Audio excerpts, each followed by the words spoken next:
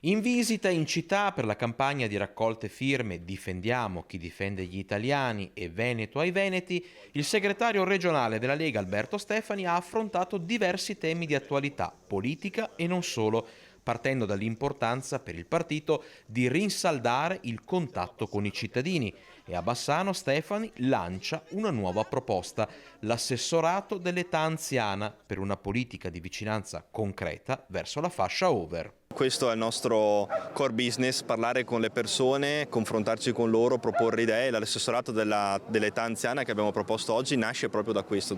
In vista delle regionali, Stefani ha fatto il punto sullo stato di avanzamento dei lavori per costruire la squadra nel territorio. Il dialogo con le vostre forze politiche locali procede, avete già più o meno identificato la squadra che correrà le regionali? Noi stiamo lavorando sulla squadra, ma soprattutto sulle idee. Oggi siamo qui per delle idee. Sulla squadra presenteremo la migliore squadra possibile, puntando molto sugli amministratori, su chi ha consenso locale, sulle persone alle quali è possibile bussare la porta per esprimere delle proposte critiche e anche segnalazioni. La politica ci deve mettere la faccia, questo è quello che noi vogliamo fare.